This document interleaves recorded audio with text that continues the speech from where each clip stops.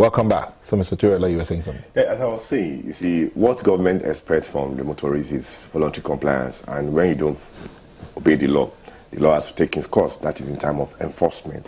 When you see officers monitoring the road to ensure people comply with government in time of the standard, traffic law was established to achieve 4 things: safety, sanitary, to call as standard. Is very, very key. And what? And to ensure that we meet the general standard of the vehicles on our road. I just want to summarize that. So it's very, very key. You see, a lot of people have been saying brake failure, due tire burst and everything. You see, don't forget that the vehicle is an equipment, is a machine, and it can fail due to one reason. There's some accident you can avoid. There are some that you cannot avoid. What you need to do is regular checking of your vehicle, or regular maintenance of the vehicle, and you must be alert when you are driving. So brake can fail. It can be due to the brake servo, anything, or fluid, name it.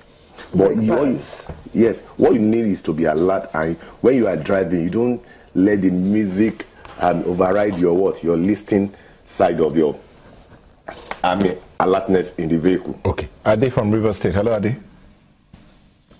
Hello. Yes, please. Can you make it real quick? Yeah, my name is Mr. Ajay from River State. Yeah. Okay. I've heard your sector commander in Lagos State. He has spoken very well about his men on the road. But one thing that I really want him to know is that some of his men, when they want to be mischievous, they wear, should I say this, something like covers on their names, so you cannot see their names. And secondly, I think it's the role of the Federal Road Safety to ensure that there are no road hawkers on the road, because from time to time we see accidents. We see where trucks knock down hawkers on the expressway. But the road safety have been very, very silent about that, and they go for offenses because I think they use that to generate revenue. So I think they also need to address those issues. Thank you. All right. If I can just answer that precisely straight away. In Lagos, for one, we know that recently a governor passed into law and edict concerning street trading and all those things. So if anybody is still on the street hawking anything in Lagos today, he's already contravening that law. And the environmental sanitation people have always been going around picking them. You see them with their Black Maria, and some of them have been convicted. I think the whole bottom line here is, to an average Nigerian, I keep on asking, of how much premium do we put on our lives? Because I don't know how much they are generating from all those things that they are using to run across the road at the detriment of their lives. I think we all need to talk to ourselves. And parents also have to take ownership here. Because if you look at all those people, you see small kids on the road, child abuse, if you ask me, people hawking, pure water hawking, all sorts of things. So that goes for it. As for the issue of wearing reflective jacket, because I know that's what it is. If an officer is out on where they are to ensure traffic control, because night can also meet them there, they are bound to wear that reflective jacket. And the whole essence is for you to be able to at least to distinguish, see him right ahead of time.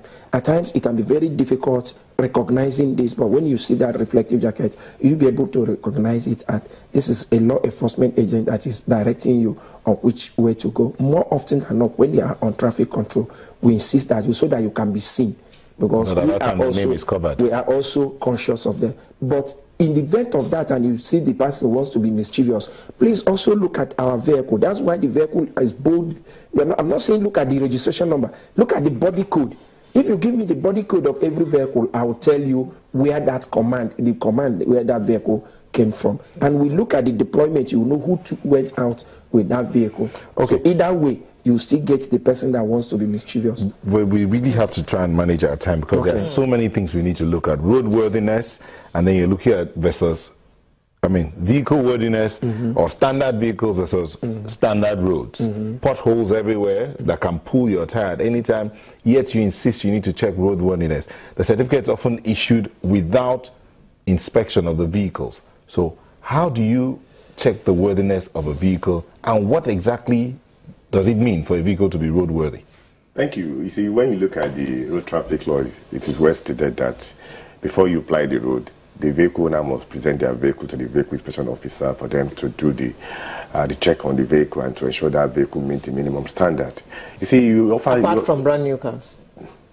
Even the brand new cars, you have to do it. They have to get... It depends on the purpose. They need the roadworthiness certificate? Yeah, it depends on the purpose. You see, when you look at the law stated clearly, if you are registering a vehicle for commercial purpose, for example, you buy a bus today or you buy a truck today, brand new, but you still need to check whether that vehicle meets the minimum standard of the state law, of the federal law too. That's one. A brand new saloon car. A brand new car, if you are registering it for commercial purpose, no, private use. Private use, no problem. It's after 5 years from date of manufacture. Where the federal law says 4 years. You see, the state law said 5 years from date of manufacture, but the federal law says 4 years from date of manufacture. You need to continue to check this vehicle. What the essence of this is to ensure that motorists maintain their vehicles. What are the things you check? You see, as we have been talking about, tire is very, very key. Tire is what? Is a link between the road and the vehicle. Yeah, cool. Yeah. Please hold your thought on what we are checking for roadworthiness. I have a call from Bagada, Lagos. Hello? Onyeka? No, sir. Yes, please. It's a question. I have two questions for the marshals from the FRSC and then the Toriola. They've spoken quite well this morning. Okay.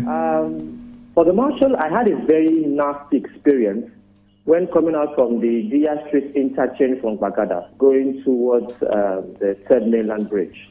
I was stopped by some officer with a name, I think A.O. Fashola, S.O. Fashola. And I was rushing to church, and he stopped me and asked for my license, and I presented my license to him. Incidentally, it was to expire on my birthday, on the 18th of August. And of course, putting your license inside the wallet, wear and tear occurs on it. And he noticed that the 08 had cleaned up a bit, and it looked like 3. And he told me that it had expired. He first asked me for my birthday. I told him. And then he still mentioned that my license had expired. My mind fully on church, I was in a hurry. And he insisted and said I must pass away with 5,000 naira. And I said, look, I'm aware that even for an expired license, you have this remitter thing that you issue to people, for people to be able to pay their fees. This was on the Sunday morning. But yes, he insisted, and I have to pass away with that amount. So, there are some, I would like to say, overzealous or corrupt officials who know the truth, but yet still are out to fleece road users. And then for Engineer Toriola, my question basically is, the VIS is doing a wonderful job. But you see, you have a lot of downfalls, a lot of trailers and trucks without mirrors, without indicators, traffic indicators for going right or left, and these vehicles are on the road. And then you have VIS officials stopping regular road users or regular car drivers with some flimsy excuse or the other. So I'm beginning to wonder, is there some sort of double standard for those for commercial vehicles and then for some for regular drivers? My girlfriend almost got killed by a truck driver who had no mirrors and was trying to fly the Third Mainland Bridge and was stuck and then started reversing and almost climbed that. It was just the grace of God that she survived. Yes, Onyeka, thank you very much. So, Toriola, let's begin with you. Yes, I think, just like what you have said, for you to check the roadworthiness of a vehicle, there are certain components you have to check. For example, the tire. The tire is a link between the vehicle and the road, and it's also the control.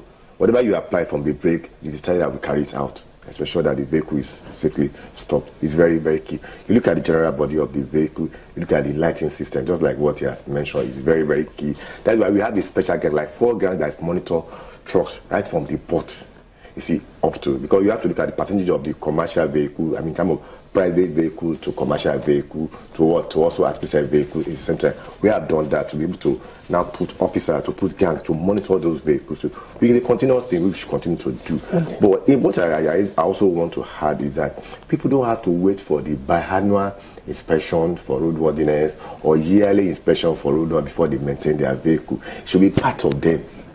But are your people checking this thing? We are checking. You see, how effective is it? You see, we came out with some few months ago. We even do what's called fleet inspection. If you have a light vehicles in your company, we send our officers to go to that company with our mini equipment to also check. You see, people will say, it's my friend, kindly do it for me. No. It's about the safety of that vehicle, because you're not the only one using that road. The road is a shared asset. So how do you select the vehicles you check on the road? Is it at random? It's at random. You cannot check all the vehicles. It's at random based on the spot. When you see the vehicle, you see like certain thing you check. Let me like cracked wing. Do you like crack windscreen? It's part of the component of the vehicle. The windscreen is part of it, and it's very key for your height. Any small thing can further affect the driver of the vehicle, even the passenger inside the vehicle. It's very, very key. Mr. Major? Yes. The question he asked about your officer that was asking about he ended up nailing himself too. That's where we say, why should he give anybody money? Why? Because they're not about to let him go. We must get to a level in this country. If you know what is, refuse.